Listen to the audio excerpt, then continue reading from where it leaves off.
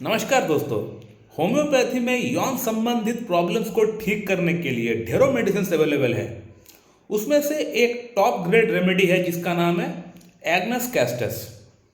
दोस्तों, agnus castus जो medicine है इसका इस्तेमाल धड़ल्ले से किया जाता है होम्योपैथी में, यानी बहुत ज़्यादा फ्रिक्वेंटली इसका प्रिस्क्रिप्शन किया जाता है।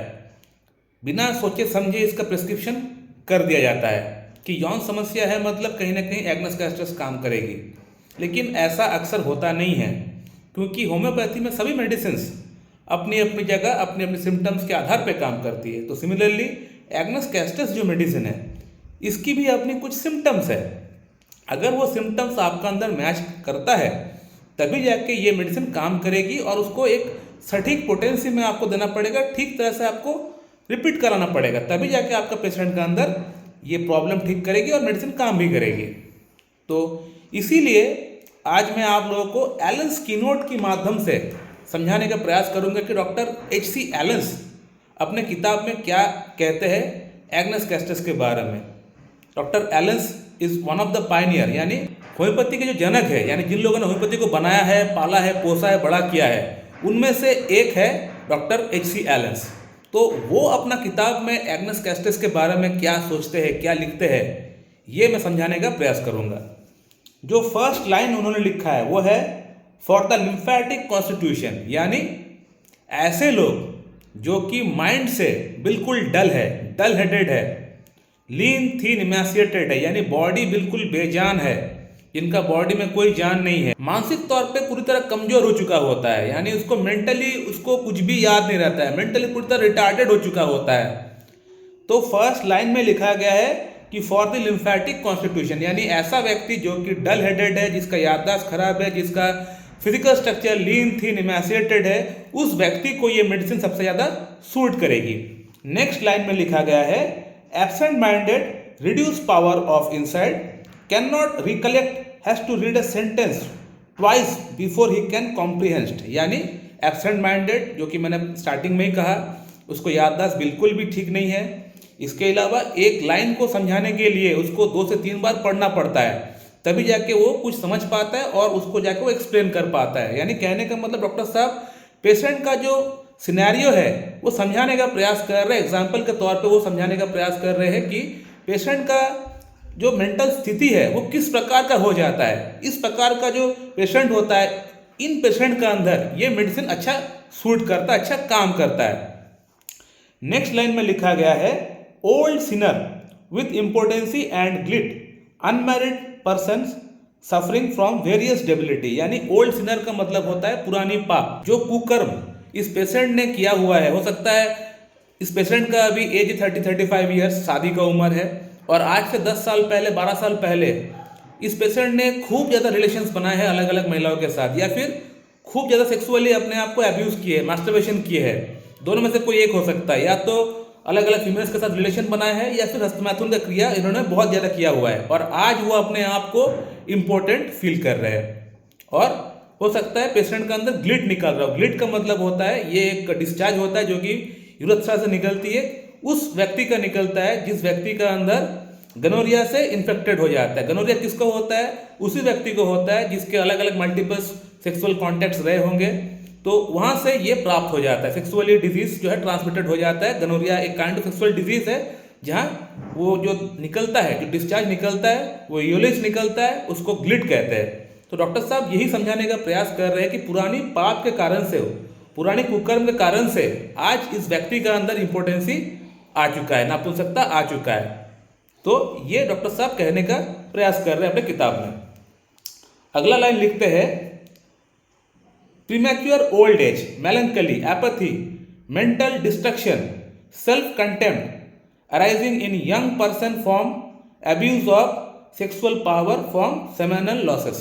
जो मैंने कहा थोड़ी देर पहले कि पेशेंट का अंदर उनका जो उम्र है, जो अभी एज है, हो सकता है पेशेंट का एज अभी 30 ईयर्स 35 ईयर्स है, लेकिन उसको लगेगा, दिखने में लगेगा 50 ईयर्स के हो चुके हैं। यानी सेक्सुअली अब्यूज इतना ज़्यादा किए हैं कि बॉडी जो है उसका पूरी तरह बेजान हो चुका है। यानी बॉडी जो है उसको देखने पर लग रहा है कि उसका उम्र है अभी 50 ईयर्स का बंदा, लेकिन असल में बंदा है 30-35 ईयर्स का। तो डॉक्टर साहब ये एक्सप्लेन करना चाह रहे हैं कि ये जो एपैथी, मेंटल एपैथी, शारीरिक तौर पे ये जो कमजोर दिखना, ये सभी चीजें डेवलप इन्होंने खुद किया हुआ है। कैसे किया हुआ है? एक्सेसिव वे में हस्तमैथुन करने के कारण से या फिर एक्सेसिव वे में सेक्सुअली अब्यूज करने के कारण से।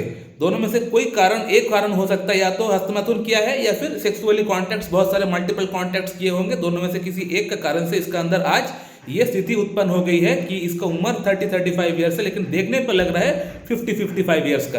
तो ये कहना चाह रहे हैं। नेक्स्ट लाइन में लिखा गया है complete impotency, relaxation, flaccidity, coldness of genitalia, no sexual power और डिजायर। यानी कंप्लीट इंपोर्टेंसी यानी पूरी तरह नपुंसकता होता है एग्नस कस्टस के पेशेंट के अंदर, यानी इसका अंदर इरेक्शन नाम का कोई चीज ही मौजूद नहीं होता है। उसके बाद रिलैक्सेशन, फ्लैसिडिटी यानी जो पेनिस होता है बिल्कुल सिकुड़ चुका होता है, जो जेनिटलिया है बिल्कुल ठंड पड़ चुका होता है, रिलैक्स हो चुका होता है। यानी पेशेंट आके आपको ये कहेगा डॉक्टर साहब मेरा जो जेनिटलिया है, जो अंडकोश है, जो पेनिस है, मुझे फील ही नहीं होता है कि वो है करके। इस तरह का आपको सिम्टम्स आपको देंगे।